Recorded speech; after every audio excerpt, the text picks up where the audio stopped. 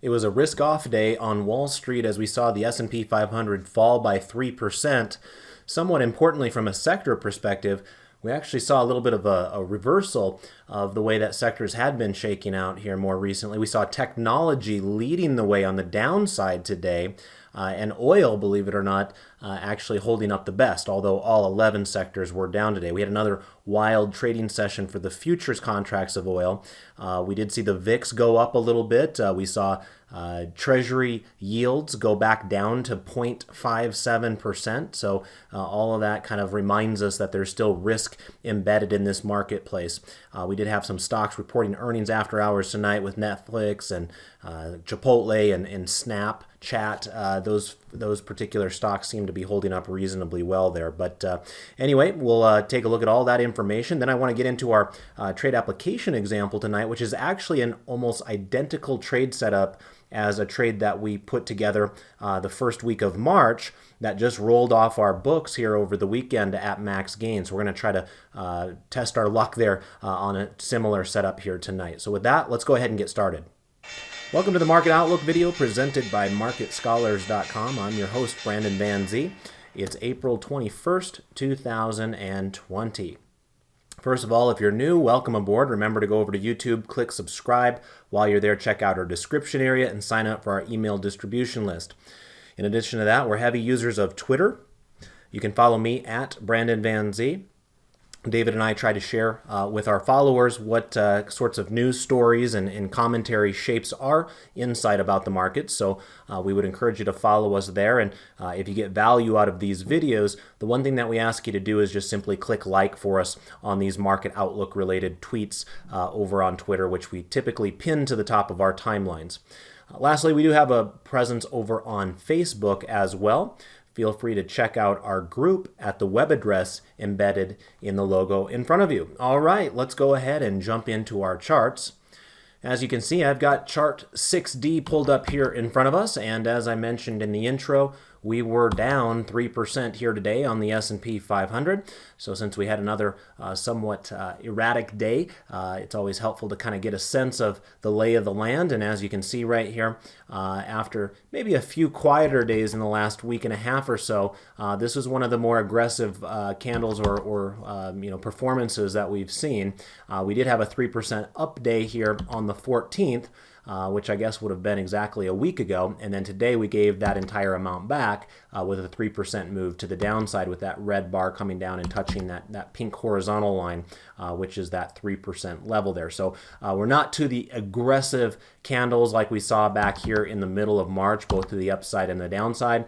Nonetheless, we are still at much more violent movements on a fairly regular basis here compared to what we experienced back here in late winter of last year, where it was fairly rare to even see a 1% move in the stock market. Today, we had a 3% move, and it was kind of, we just brushed it aside as though it was no big deal. In the old days, 3% was a pretty big move, but these days it's pretty much par for course. So importantly, you will see it was another down day for the market from a candlestick perspective, as well as we're starting to kind of roll over here, kind of getting the sense that, maybe we're having a little bit of exhaustion taking place after rallying so strongly off of the bottom here in the middle of March there. And so right now, I remain a bit hesitant, a bit cautious. That's been the case the entire way up, and it continues to be the case right now. Now, I don't think that I'm alone with that sentiment, so we have to be mindful of the fact that if everybody gets caught on the wrong side of the market is going to do its best to inflict pain. And so it's entirely possible we just can keep on coasting higher from here. But as I look around at the economy around me and see, store after store boarded up or at least closed down and no hopes in sight for them to reopen, it makes me wonder what stock market participants are seeing in this market, because the general idea of investing in a stock is to tap into a company's profit sharing capabilities. And right now, there's just not a whole lot of profits go around unless you have some sort of a direct tie-in to what's been going on with the coronavirus. The stocks that we've been talking talking about here in these presentations, like your Cloroxes and your Regenerons and even Netflix here reported after hours tonight. Of course, a stay-at-home type of a stock like that's been doing okay. Anyway, one other thing I wanted to point out before we move on to another chart is down below here. You'll see we've had a slight tick higher in the VIX in the last few days here. You can see this purple line down below will kind of show you the pathway of the VIX, and we had been in a steady decline in the VIX. This was a great time, by the way, to be selling puts, which we've been doing somewhat successfully in my options for long-term investors class here. So if you're a premium member, make sure you try to take advantage of all of our offerings. That particular class is held on Friday mornings right now with our temporary schedule, while David and I both have our kids at home during the day. We had to kind of rearrange our schedules there. So once things kind of calm down there, we'll go back to having that options class on a Monday afternoon. But until then, Friday mornings for you there if you want to attend that particular class. So the VIX ended up at about 45% today. Not up 45%, I should say. The end result of the VIX was 45, and that was slightly rising from where the VIX was in prior sessions. Let's go ahead and take a look at our market outlook charts now. So I'm going to come on over here to chart 4B. This will pull up our 4 grid so we can kind of get a sense of the U.S. equity markets and see kind of where things stand. So first things first, I did want to point out what I mentioned earlier, that tech stocks, strangely, were the biggest laggards here today. And you can see here that the Nasdaq kind of followed suit there. Remember, Nasdaq Composite is not purely a technology-based index, but it is still more kind of controlled by the growthier, techier types of companies that are out there. And so you will see that played through here today, with the Nasdaq actually leading the way to the downside, down 3.5%, whereas you saw the S&P 500 down just 3%, the Dow Jones down about 2.7%, and the Russell 2000 down just 2.33%. Now, one thing that you will probably see here that is different about the NASDAQ chart is that we do have a green moving average all of a sudden. That is not the case on the moving averages of these other 4 charts. Remember that green moving average will start to show up when price is above a rising moving average. Now, I know this is really difficult to see with the naked eye, but this is being calculated within the chart itself, and so we'll trust that data there. But point is, the NASDAQ had been really the leader coming off the bottom of the market there in kind of the middle of March. And while it was the worst performer today, it is the one that's kind of setting up with the strongest trend at this exact moment in time, if you want to call it that. Now, a couple of the tweets that David and I were retweeting today were talking about the size of the 5 biggest companies in the market. And you're talking about your Microsofts and your Apples and your Amazons and your Googles, those types of companies. Well, the 5 biggest companies in the United States have the same market cap as the 350 smallest companies within the S&P 500. So, of course, about 500 companies in the S&P 500. So the top 5, all by themselves, are equal to the bottom 350.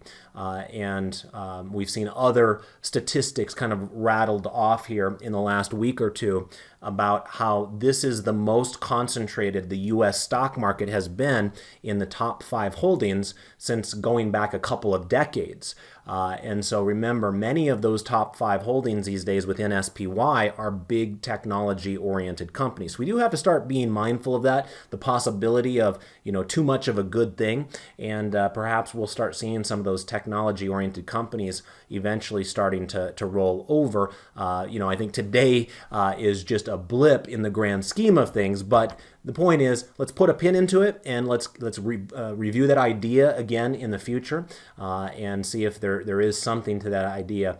Right now, obviously the Nasdaq's been holding up okay, so I don't want to bury it at this point in time, but it is interesting to see all of a sudden the Nasdaq be the underperformer when up until this point it had largely been viewed as the leader of this market. All right, the other thing I wanted to point out real quick is we are starting to see some bearish divergences, some bearish near-term divergences started to show up on these charts. You'll notice here the blue line. So for those of you that are newer to looking at the market forecast, first of all, it is a technical indicator like the hundreds of others you can find on your various trading platforms. This one is specific to the Thinkorswim platform. It is owned by TD Ameritrade. So you're not going to find it if you have an account with Schwab or Fidelity or what have you. By the way, David has some great classes that are archived regarding how to interpret the market forecast technical indicator within his Friday technical analysis class that he hosts for our premium students. So if you are one of our premium students and you want to learn more about the market forecast, you should be able to find some of his archived recordings there. But one thing that you'll want to know just briefly if you're newer to looking at this is that there's basically three lines of the market forecast itself. We do throw in the market sentiment in there as well, although we don't really spend a lot of time analyzing it. But the three lines are the green intermediate line, which is kind of our default view of kind of establishing our posture. So the background colors of these charts will identify whether the green line is considered bullish or bearish at that moment in time. But the blue near-term line and the red momentum line also have unique purposes and can be helpful in helping us analyze charts and indices and stocks, etc. And one of the things that the blue line is used for is this this trade signal called the bearish near-term divergence. You can also have a bullish near-term divergence, but right now it's the bearish one that kind of has our attention a little bit more. You can see that we had kind of this lower high on the blue near-term line on the S&P 500. So you have a peak right here, and then you have a follow-up peak right here. You'll notice up here what was happening at the time is price was going up at the time the indicator was going down. We did have yet another kind of lower high here on the blue line on, I guess it would have been just yesterday as well. And you can see that the market has largely been going higher during that time. So we're going to keep our eye on that. It does look like we're starting to fade a little bit within the marketplace, and this technical indicator is kind of giving us a little bit of a heads up regarding that as well. And you can kind of see the same type of behavior over here on the Dow Jones, where you see kind of those lower peaks that are taking place on the blue line at the same time that price action of the Dow is mostly going higher during that particular era. So again, a little hint of bearishness within what would otherwise be considered a bullish posture. The green background colors of all four of these charts do signify that despite today's pullback, and in the case of a couple of these indices, the last couple of sessions of pullback, we continue to have a bullish intermediate posture. You can see here that the intermediate line on the S&P 500 is at 72 and rising. It's at 66 and rising on the Dow Jones Industrial Average. It's at 82 and rising on the Nasdaq and 44 and rising on the Russell 2000. So that's kind of your oddball one right there, where you'll notice the background color of that chart is that light green color as opposed to all of these dark shades of green on the other three charts. That's signifying that the intermediate line has not yet crossed that indicator's midpoint to the upside. So it's at 44 right now, and it need to get up above 50 before that background color would then turn green and signify a strongly bullish posture. Right now it's considered to be a weakly bullish posture. But nonetheless, for intermediate term trading, you still at least have the green light according to the market forecast to take bullish trades if you can find them, even though some of these other indicators are starting to show a little bit of bearishness here. So, like as always the case, we're going to have a little bit of battle back and forth between various indicators, and part of it will be your own mindset and what you're hoping to accomplish, what style of trading that you're hoping to implement. There could be days where you just sit on your hands and don't do anything, right? There's nobody forcing you to take trades if there's too many conflicts between the indicators that are out there. So keep that in the back of your mind as well. Let's go ahead and take a look at our 3 green arrows setup now. And this will be chart 4D. And as you can see, we actually have 3 green arrows on all 4 of our charts as well. So on this chart 4D, the background color will then start switching to the idea of 3 green arrows, which is kind of an interesting way just to talk about 3 technical indicators. The 30-day moving average, the MACD histogram, and the stochastic. And if all of them's most recent arrows are green as opposed to red, it means that they are considered more bullish than bearish and therefore would have a 3 green arrows signal at that time. So just as a quick example, you'll notice the S&P 500 had its MACD histogram give us a green arrow all the way back here at the end of March. The very next day, so that would have been March 25th, the very next day was March 26th, we got the green arrow to show up on the stochastic, but it really wasn't until here on April 8th where we had enough oomph in the marketplace to get price action above the 30-day moving average. So it was exactly at that moment in time where this green background color starts to be produced right there. So anyway, we do still have some bullishness exhibited there as well. And again, I do want to stress that the Nasdaq is the only one that has the upward trending moving average at this point because prices did rise enough off the bottom. Remember, the moving averages will always be lagging, but if there's enough of a boost off the bottom, eventually a downtrending moving average will turn into an uptrending one. And that is what we have on the Nasdaq, but we do not yet have that on the other 3 indicators. So from that perspective, I suppose you could say the path of least resistance is still to the downside if you believe that the 30-day moving average kind of guides the basic trends of the market. Let's go ahead and now take a look at some 12 grid analysis, starting with the asset classes. This will be chart 5A for those of you that are following along at home. All right, so remember the background colors of these charts will tell us whether we have a bullish or bearish intermediate term posture using that market forecast technical indicator. So a couple things I wanted to point out. First of all, I mentioned in the intro, the U.S. Treasury yield did fall all the way back down to 0.57% here today. That was a pretty aggressive move there. And you can see likewise bonds themselves rose. So TLT was up over 1% today. And the TNX, which tracks the yields of long bonds, of course, was the opposite of that. It fell. And, it's been interesting because I haven't really been hearing a lot of people talking about falling interest rates here recently. I think most of the media's attention has been on this chart just to the left of it, which is oil. Oil has been absolutely demolished. We've been, both David and I have been talking a lot about that on Twitter here in the last couple of days. One thing I mentioned on Twitter for USO specifically, remember this is an ETN that is supposed to try to track the price of oil itself. Like a lot of ETNs, especially commodity-related ones, they do have some built-in disadvantages as a result of when they're forced to continually roll contracts from month to month to month. But anyway, USO was halted a couple of different times today and ended up being down 25% at the end of the day. Many of you probably saw the headlines yesterday about some of the oil contracts, the May contracts at least, turning negative. Today, if you were to pull up /CL, that will give you the futures contract. This is going to be the June contract we're looking at right now. Now, this does show that it's up 20%, but that's because the daily rollover has already taken place.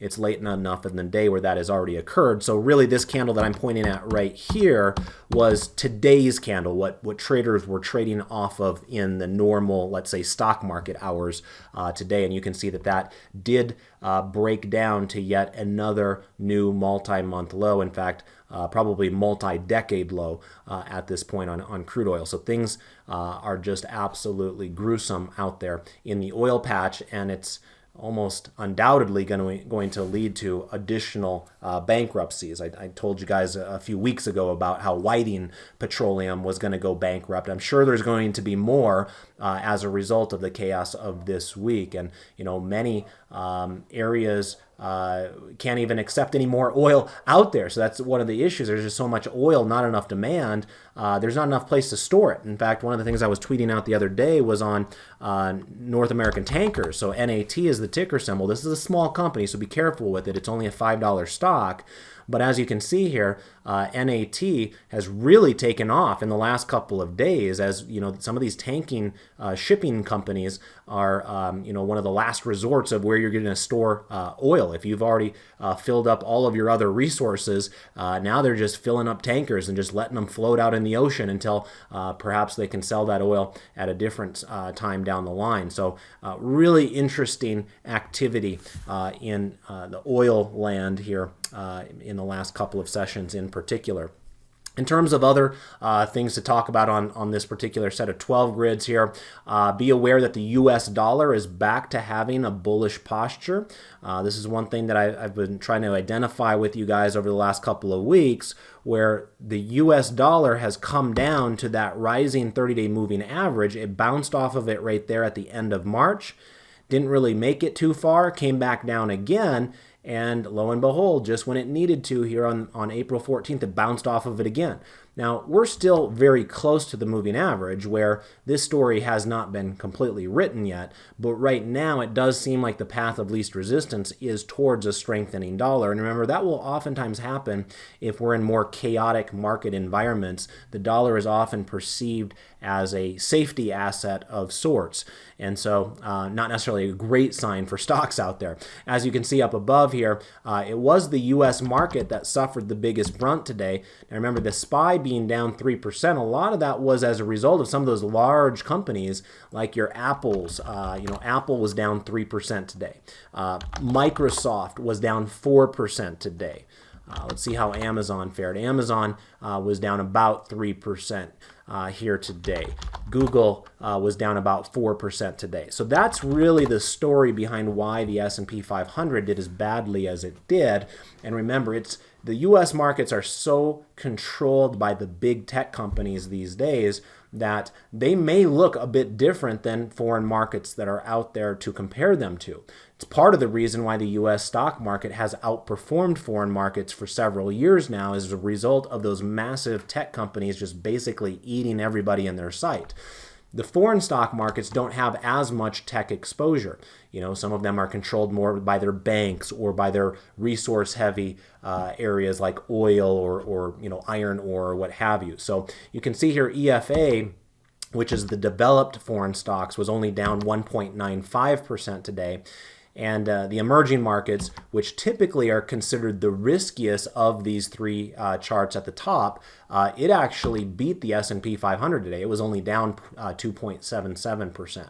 You can see that the emerging markets do just continue to have the weakly bullish posture, whereas the other two do have that strongly bullish posture.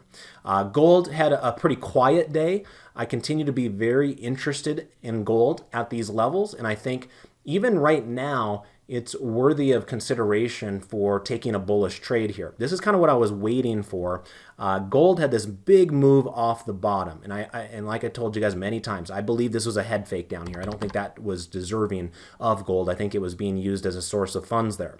So as we took off from gold, you can see here we crossed above this prior double top that we had, and then we've spent the last, let's call it, week or so coming back down. So it was a breakout retest. Now we're retesting. If it starts stabilizing around this area where the prior resistance was, I think you got some upside potential there in gold. And we've got a few trades going ourselves in this presentation account as well. So I'm optimistic that gold can find a little bit of footing around this level, and maybe there's an opportunity for some of you looking for that sort of thing out there as well.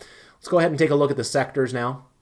Sectors going to be chart 5C for those of you that are following along at home, and looking at the financials up here at the top reminds me that today in my dividend growth investing class, our head-to-head matchup was within the financial space, and we reviewed two very high-quality companies with extremely low dividend payout ratios and above average yields, both of them with more than 30 years in a row of dividend increases, both of them with extremely clean balance sheets. One of them was actually totally debt-free from a long-term perspective, and you don't see that very often. So if you are a premium member of Market Scholars and you're interested in the two companies I reviewed today and which one the class ultimately put in their portfolio, make sure you check out that recording. It is available on our Trading Rooms tab of our website over at marketscholars.com. Anyway, let's get back on track with some of the analysis here. I wanted to point out that technology, as you can see here, down 4%. This is XLK now that I'm looking at. It was the worst performer here today. The chart right below it was energy. Yes, lowly old energy was the leader today. Now it was still down, but it was only down 1.76%. So we're going to keep our eye on that because that's awfully peculiar on a day when you had that really violent disruption there in the June futures contracts for oil itself. You actually saw that the oil companies held up reasonably well compared to the rest of the market, and that typically was not the case in the past. Now, again, we've got to be careful because every time somebody wants to get even moderately bullish on oil and gas stocks, they usually get their head handed to them. So at some point, people don't like to take that type of beatdown. We'll see. Eventually, you'd like to think there will be a bottom. And that's just one tiny little thing to tuck away in the back of your mind to remind yourself of, just in case we do look back in a couple of weeks and say, yeah, there were some signs along the way where energy stocks were starting to stabilize during the storm that was the collapse of the crude oil contracts themselves. So you can see that technology now has a bearish intermediate term posture with today's reversal. Now, before you get too excited about that, be aware that it just happened at the end of the day. You can see up here in the label, the intermediate line is at 79.95 and falling. And for those of you that know the market outlook rules, or I'm sorry, the market forecast rules, you'll know that there's an upper reversal zone at 80. And if you're falling and below 80, you have a bearish posture. If you're above 80, regardless of whether you're falling or rising, you have a bullish posture. So in other words, we were 5 basis points away from having a strongly bullish posture. And it was just there at the end of the day that it went to weekly bearish. So the point that I'm trying to make is it could easily be back to a bullish posture by the end of this week. You can see that there is a big difference in where it is positioned at 79.95 versus something like real estate stocks. So many of those real estate companies getting blitzed here in the last couple of months as people are questioning whether there's going to be any rent checks in the mail. And you can see real estate has its intermediate line at 60 and falling. That's a completely different ballgame than what we see with technology there. So it is what it is. We did have a big down day for what had been some of the leadership areas of the market, as I mentioned previously. One other thing I wanted to point out real quick is we talked about this in my premium class on Monday for top-down trend trading, where we review the results of the sector selector each week and then base our trading decisions off of what we're learning with that particular tool. But one thing that really stood out to a lot of folks was that discretionary really moved up the rankings. They went all the way up to the number 3 slot on the sector selector. And a big reason behind that is the influence of Amazon and, really online shopping in general. It's not that retail is having some renaissance from a brick and mortar perspective as we're all locked up in our homes right now, but because of the heft of Amazon and its influence on discretionary as a whole, it's really just been carrying the entire sector up with it. Yes, it's true that Home Depot has done okay, and Lululemon has done okay, and there's a few companies out there, but it's really an Amazon story right now. So the reason I'm pointing that out is you'll notice here that discretionary now has a green moving average tip there. So in other words, price is now above a rising moving average in addition to having a strongly bullish posture according to the market forecast technical indicator. So discretionary joins healthcare, which had already been in favor. You can see how close healthcare is to multi-month highs before today's pullback. And then also, that technology again, before today was actually viewed as a leader. After today, then it's starting to become a little bit more questionable. So kind of strange to see discretionary stocks all of a sudden being talked about in the same breath as healthcare and technology. But again, that deserves a major asterisk there as a result of the influence of Amazon.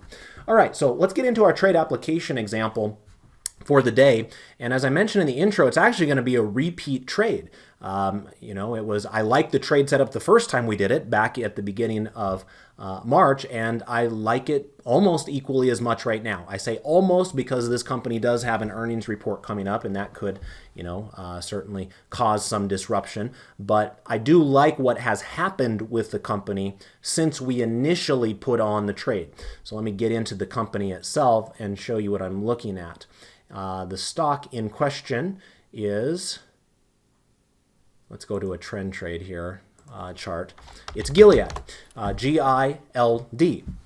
Now, Gilead is one of the companies that's trying to solve this whole coronavirus issue.